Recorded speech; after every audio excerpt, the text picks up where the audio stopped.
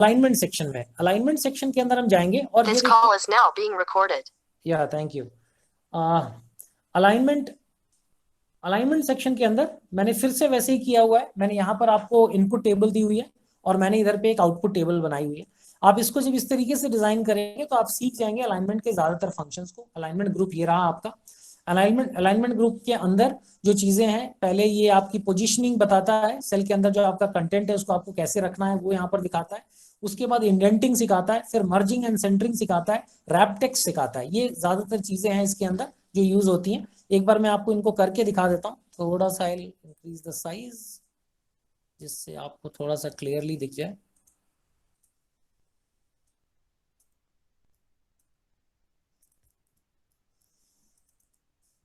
अब ये देखिएगा, इससे ये सेल्फ एक्सप्लेनेटरी है। ये बेसिकली ऊपर लेके चला जाता है, ये मिडिल में लाता है, ये बॉटम में लाता है। This one will take everything to the left, centre and right. ये इस तरीके से आप इसका यूज कर सकते हैं। उसके बाद अगर मैं इसको इधर कर दूं और देखिए, अगर मैं सेंटर करता हूं तो वो कुछ पर्टिकुलर डिस्टेंस पे चला जाता है। जैसे मैं ये 2000 इनको मैं आपको एक बार करके दिखाता हूं। I just put it a background to it so that you guys can see it. ये देखिए, अब इसमें मैंने अगर इन तीनों को अलाइन कर दिया left and I want to give small distance या डिस्टेंस एज माय विश, तो फिर मेरे को ना ये इंडेंटिंग यूज करनी है। इसमें आप अपने पसंद के हिसाब से you can give the size. Otherwise वो फिक्स्ड देता है, डिफॉल्ट सेटिंग्स है उसकी। अगर आप इसको नहीं यूज करेंगे, ये आपके हाथ की है। Otherwise these are default settings, वो जितनी है उतने पे ही जाएगा, इसमें आपका कंट्रोल नहीं है। एक्सेल ने जो डिफाइन किया हुआ है उतना ही है। बट यहां से अगर आप करना चाहें तो अगर आपको थोड़ी सी स्पेस क्रिएट करनी है कभी, तो you can do it in your table. ये आपके इंडेंटिंग के लिए है। ये आपने देख लिया। अभी मैं इसको अंडू करूंगा, कंट्रोल जेड से अंडू करेंगे हम इसको। And will try to make the table as हमारी साइड की जो टेबल है उसमें। ये देखिए, एक्सपेंसेस वाले पार्ट में यहाँ देख रहे हैं हम कि ये सारे सेल मर्ज हैं, तो हम इसको भी मर्ज करने की कोशिश करते हैं। We select all this cells. Select करने के बाद हम मर्ज इन सेंटर को क्लिक करते हैं। मर्ज इन सेंटर से ये आपका मर्ज हो गया। इसके बाद फिर आपने देखा था ग्रीन बैकग्राउंड हमने कैसे देना है, वो हम इजीली दे देंगे इसको। उसके बाद व्हाइट कलर भी हम इजीली दे देंगे। उसका साइज भी हम आसानी से बढ़ा लेंगे क्योंकि हम अभी ये सीख चुके हैं। हमने इसको बोल्ड कर दिया, ये सारा काम हमारा हो गया। उसके बाद we want to change the alignment. इसको अगर मेरे को किसी डिफरेंट डायरेक्शन में प्लेस करना है, for some reason I want to write it like this, तो इसको मुझे अगर someone is trying to enter the class, I didn't understand. Okay, चलिए। इसके बाद देखिए, इसका अलाइनमेंट चेंज करना है तो अलाइनमेंट के लिए आपके पास जो ऑप्शंस यहाँ पर मौजूद हैं वो इस जगह से आते हैं, जहां पे ए बी आपको तिरछा करके लिखा हुआ है। You can see slanting A B there. और इसको आप सेलेक्ट करेंगे तो वो आपको जिस तरीके का भी अलाइनमेंट आप चाहते हैं उस तरीके का अलाइनमेंट आपके टेक्स्ट को मिल जाएगा यहाँ से। सो जैसी आपकी जरूरत है उसके हिसाब से आप इसको डिफाइन करके और जो भी आप यूज करना चाहते हैं आप यहाँ पे यूज कर सकते हैं। और इसके अंदर जब मैं बॉटम में इसको हिट करके यहाँ जाता हूँ तो यहाँ पर मेरे पास थोड़ा सा ऑप्शन रहता है जहाँ पे मैं अपने हिसाब से भी कुछ एंगल्स इसको दे सकता हूँ। I can change it from here as well. तो ये भी एक आपके पास ऑप्शन है जिसमें ये डिग्रीज नीचे लिखी हुई है, आप डिग्रीज लिख सकते हैं, इस तरीके से कर सकते हैं। This is also an extended option here. उसके बाद हमने फिर से इसको बॉर्डर कर लिया है। बॉर्डर करना तो बहुत आसान है, आप सीख चुके हो। सिंपल बॉर्डर्स आप यहाँ से सेलेक्ट कर सकते हैं। We don't need to keep jumping there, we can just use this border। छोटा बॉर्डर अगर अपने को चाहिए, till the time we are looking for some special ones, there are some default settings, कुछ आपके ऑप्शंस अवेलेबल हैं। इनको जब आप चूज करेंगे तो वो अपने आप कर देता है, कोई इसमें दिक्कत नहीं है। लेकिन जब आपको और बेहतर बनाना, you want to make it look special, you can use this draw borders option. यहाँ पे जाके आप ड्रॉ बॉर्डर्स ऑप्शन यूज कर सकते हैं। इसमें इरेज बॉर्डर्स था, लाइन है, फिर कलर्स हमने करके दिखाया। आप इनको यूज करके देखिएगा, अगर कहीं भी आपको डाउट लगे तो डू आस्क मी। तो ये आपने देखा, हमने अलाइनमेंट इसका चेंज कर लिया। एक चीज और जो इसमें आती है, कई बार जैसे यहाँ देखिए मोबाइल रिचार्जेस लिखा हुआ है बट ये सेल के बाहर जा रहा है और आप सेल का साइज इतना बड़ा नहीं करना चाहते हैं फॉर सम रीजन, और आप चाहते हैं कि इतने पोर्शन में आ जाए, तो you use the wrap text function. Wrap text function पे आप क्लिक करेंगे तो टेक्स्ट को रैप कर देता है। Will just go and click here. तो आप ये देखिए मोबाइल रिचार्जेस इस तरीके से फिट हो जाता है। इसको भी रैप कर देंगे आप तो एमएस फूड बिल हो जाता है, और जो आपका सेल में आ रहा है वो ठीक है। So this way there is also a way where in आप उसको रैप नहीं करना चाहते, आप श्रिंक फिट करना चाहते हैं कि साइज छोटा होकर उसकी श्रिंक हो जाए साइज के हिसाब से, तो वो ऑप्शन आप यहाँ से जाके and you can see here shrink to fit में रैप टेक्स्ट आप हटाएंगे और श्रिंक फिट कर देंगे, तो फिर आप ये देखिए कि उसने सेल की विड्थ के हिसाब से सबके फॉन्ट साइजेस अपने आप चेंज कर दिए। ये बड़ा है, this is big, this is bit smaller, this is very small, तो सेम साइज आ जाए उसके लिए श्रिंक फिट ऑप्शन है एंड रैप टेक्स्ट ऑप्शन है। These are the two things available here, ये आप यूज कर सकते हैं इसके अंदर से। So this is all about alignment. We have seen the font, we have seen the clipboard, we have seen the alignment, and we'll see the number section now or the number group now. Number group देखिए ये बड़ा important है, इसको थोड़ा सा देखिएगा। यहाँ पर मैं थोड़ी से आपके और फंडामेंटल्स बताऊंगा for data entry. Data entry के लिए आप इतनी चीजें समझिए कि एक्सेल के अंदर जब हम डेटा एंट्री करते हैं तो there are 3 kinds of data which we enter there. It is basically number and date, we have text and we have formulas. तो ये जब हम इसमें एंट्री करते हैं तो एक्सेल अपनी तरफ से कुछ डिफॉल्ट सेटिंग्स की हुई है उसने, जिसके कारण आप उनको पहचान सकते हैं। एक्सेल में जब आप आगे काम करेंगे when you are going to work in corporate in companies, तो वहां पे डेटा आपको बहुत बड़ा मिलेगा और वहां पर आपको केयरफुलनेस की बहुत जरूरत पड़ेगी, otherwise you may commit some mistakes. आप टेक्स्ट और नंबर्स के बीच में कंफ्यूज हो सकते हैं, एक्सेल भी कंफ्यूज हो सकता है, और उस दौरान क्या हो सकता है कि you may commit some mistakes. उनको अवॉइड करने के लिए एक्सेल के अंदर कुछ चीजें हैं, वो मैं थोड़ा सा आपको बता देता हूँ, उसको ध्यान दीजिएगा। एक्सेल के अंदर जब आप कुछ टेक्स्ट एंटर कर रहे हैं, suppose I am writing a name of Ram, तो आपने ये देखा कि ये अपने आप लेफ्ट की तरफ चला गया। अब मैं राम की सैलरी अगर लिखता हूं यहाँ पे 25,000 रुपए, और वो मैंने एंटर किया, तो वो देखिए राइट की तरफ अलाइन हो गया। अभी मैंने यहां पर कोई डेट लिखी, 1 Jan 2021, it is not in a proper date format. ये देखिए जनरल करके आ रहा है। एक चीज देखिएगा, आप नोट करिएगा, राम यहाँ पर जनरल फॉर्मेट आ रहा है, this is also coming in general format, this is also coming in general format. यहां पर अगर आप देखिए मैंने यहां पर क्लिक किया तो ये ऊपर चेंज हो गया, now it is going as a date format.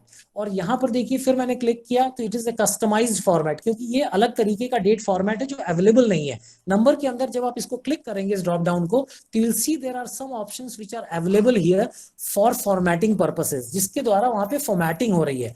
अब अगर इस नंबर को अभी Excel is taking it as a text, इसको टेक्स्ट की तरह ले रहा है, अगर मैं इसको डेट में कन्वर्ट करता हूं and if it goes into a date format 1 January 21, this is taken 1 January 2021। अब यहां पर आपने देखा कि जैसे ही उसने इसको डेट फॉर्मेट में रिकॉग्नाइज किया है, ऑटोमेटिकली उसने चेंज किया। यहां पे मैंने डाला तो यहां पर आपको जनरल दिख रहा है, यहां पे मैंने डाला दिस इज ऑल्सो जनरल, यहां पर जब मैंने इसको डाला तो it is giving it date format. Date format में जब भी एंट्री होगी it will go to the right section. अब डेट फॉर्मेट को मैं राइट सेक्शन और डेट फॉर्मेट बार बार क्यों आपको बता रहा हूं कि कई बार आपको, जैसे मैंने यहाँ पे डेट डाली कि वो डेट जैसी लग रही थी but it was a text format. तो एक्सेल के अंदर अगर आपकी प्रॉपर फॉर्मेटिंग है तो आपको गलतियां नहीं होंगी, आप उससे काम अच्छे से कर पाएंगे। ये बेसिक आइडिया है समझने का। अब यहां पर देखिए ये जो नंबर्स हैं, इसको जब मैं क्लिक कर रहा हूं तो यहाँ पे अकाउंटिंग लिख के आ रहा है। तो कभी भी आप किसी सेल के अंदर उस अपने डेटा को देखना चाहते हैं, आप यहां पर आके उसकी फॉर्मेटिंग पे एक नजर मार सकते हैं कि उसकी प्रॉपर फॉर्मेटिंग है कि नहीं है। अब नंबर्स के केस में यहां पर देखिए ये जो नंबर है इसका यहाँ पे दो it is written general, this text is also written general, ये दोनों जनरल फॉर्मेटिंग है, लेकिन इसकी अलाइनमेंट अगर आप देखिए ये लेफ्ट अलाइंड है और ये राइट अलाइंड है। अगर ये लेफ्ट अलाइंड है तो इसका मतलब ये सिंपल है कि ये लेफ्ट में अलाइंड होने से इसकी पहचान है कि ये टेक्स्ट है। अगर इसको मैं गलती से टेक्स्ट फॉर्मेट में लिख देता हूं, if I right it in a text format, ये देखिए ये इस तरफ चला गया, 25,000 उधर चला गया, वैल्यू अभी 25,000 लिखी हुई है। आप उसको देखेंगे तो आपको 25,000 ही लगेगा, लेकिन वो एक्चुअली एक्सेल के लिए वो 25,000 नहीं रहा, एक्सेल के लिए वो एक टेक्स्ट बन गया है, it is not a number.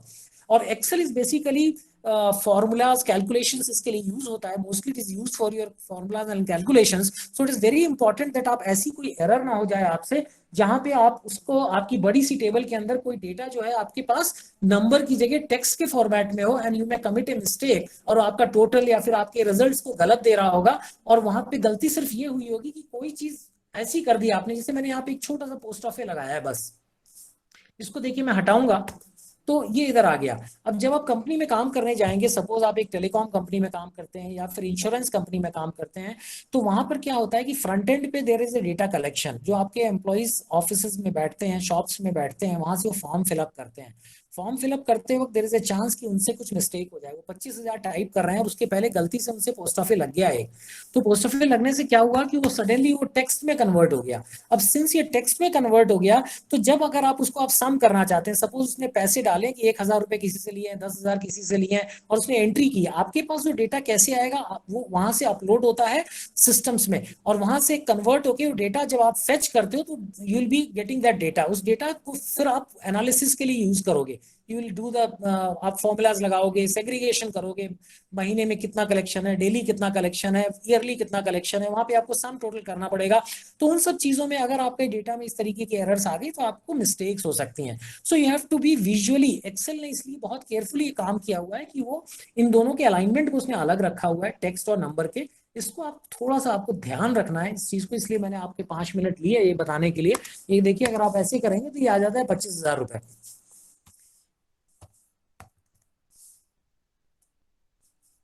इसका नंबर फॉर्मेटिंग हो गया था तो ये थोड़ा सा नाराज है। I'll take here, I'll take here, we take in a number 10,000, 10,000, 10,000 and we do sum।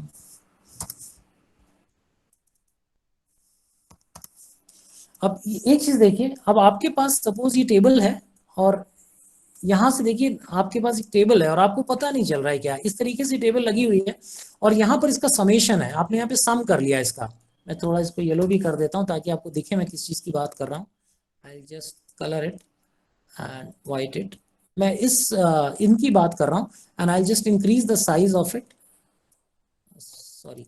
अब ये देखिए ना, आपका टोटल यहाँ पे 80,000 आ गया, और जबकि जबकि आपकी एंट्री के हिसाब से देर आर 9 एंट्रीज, तो टोटल आपका 90,000, 1 2 3 4 5 6 7 8 9, 90,000 आना चाहिए, बट वो 80,000 आ रहा है और आपको विजुअली पता भी नहीं चलेगा कि कहाँ पे गलती हुई है। और आप इसको मान के चलोगे कोई जाके ऊपर काउंट करने वाला नहीं है।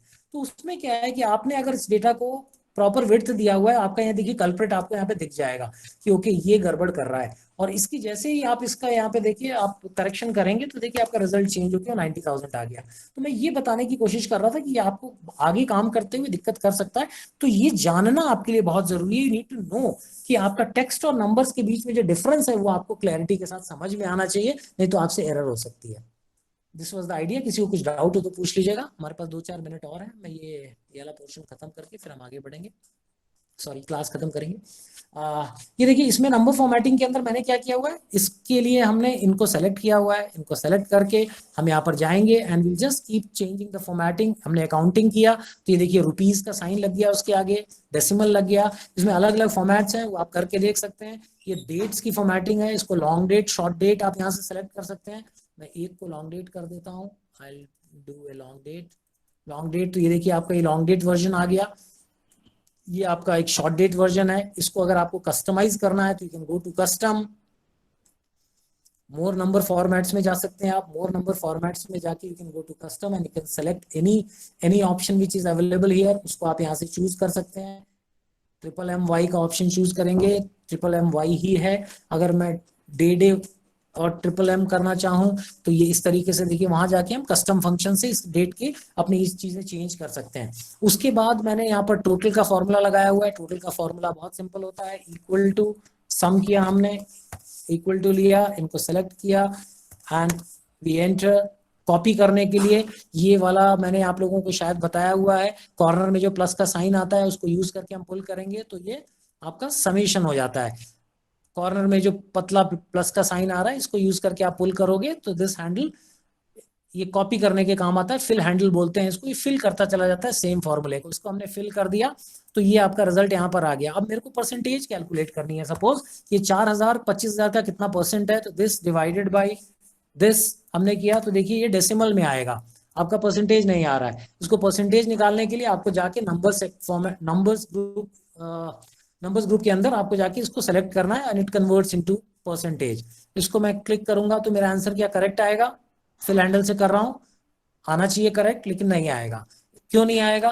क्योंकि फिल हैंडल में ये जो इस्तेमाल है ये मैं नेक्स्ट क्लास में आपको एक्सप्लेन करूंगा। अगर मैंने आप लोगों को नहीं आता है तो ये मैंने ऊपर पुल कर दिया, और ऊपर पुल करने की बजाय मैं एक काम और कर सकता हूँ। I can do one thing here. ये गलत फॉर्मूला आ रहा है, मैंने इसको कॉपी किया नीचे, यहाँ पे जाके व्हाट आई डू, मैं यहाँ पर डॉलर साइन दूंगा, I put a dollar sign here, और या फिर मैं F4 को प्रेस करूंगा और फ्रीज कर दूंगा।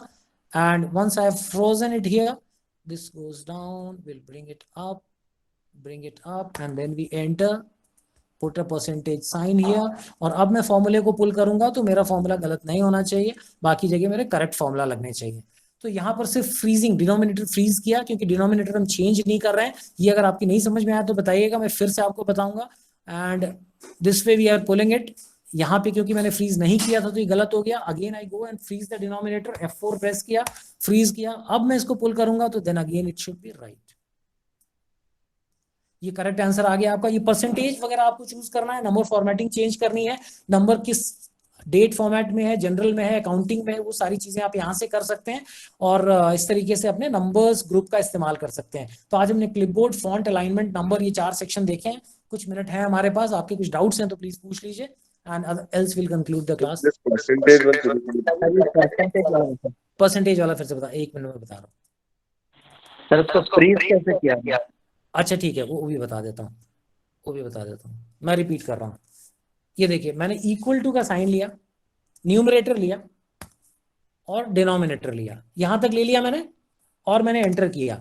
एंटर करने से इक्वल टू आ गया। अब मैं अगर डिनोमिनेटर फ्रीज नहीं करता हूं तो देखिए क्या हुआ, मैंने नीचे किया तो एक्सेल ने क्या किया, साइड न्यूमरेटर तो ठीक लिया, डिनोमिनेटर के लिए नीचे चला गया। लेकिन मैं नीचे नहीं भेजना चाहता क्योंकि टोटल मेरा फिक्स्ड है, इसको मेरे को फिक्स करना है। तो इसको फिक्स करने के 2 तरीके हैं। एक तो जो डॉलर साइन आपके इसमें होता है 4 के ऊपर होता है, न्यूमेरिक 4 के ऊपर, तो आप मैनुअली भी यहाँ पे क्लिक करके एल के पहले एक डॉलर लगा दीजिए और 10 के पहले एक डॉलर लगा दीजिए, तो आपका सेल फ्रीज हो गया। एंटर कर दिया हमने, भाई गुस्सा हो गया।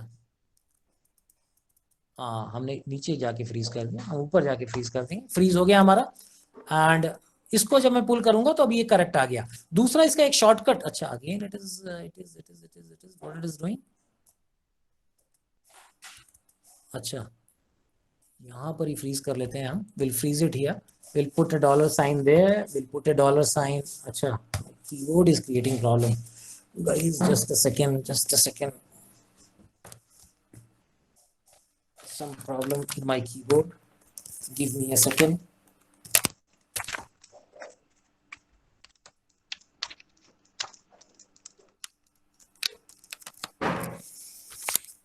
कीबोर्ड में कुछ प्रॉब्लम हो गया था, इसको मैं ऊपर लेके जाता हूँ। यहाँ हमने फ्रीज कर लिया, इसको फ्रीज करने के बाद now I am pulling it down, और ये पुल कर, हाँ व्हाट्स हैपनिंग, अच्छा फ्रोजन ही नहीं है, इट्स नॉट फ्रोजन।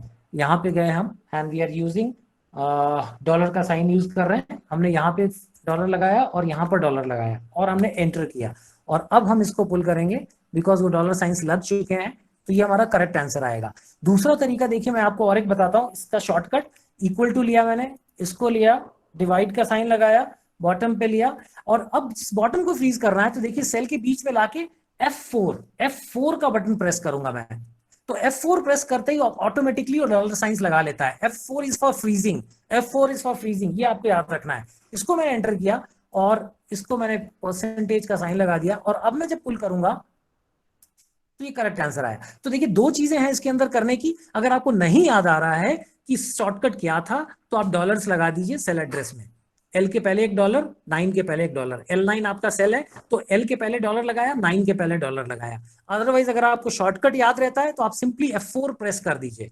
यहाँ पर जिस पोर्शन को आपको डिनोमिनेटर को करना था तो L9 के बीच में अपना कर्सर ले जाके जस्ट प्रेस F4 कीबोर्ड से प्रेस करेंगे तो वो फ्रीज हो जाएगा।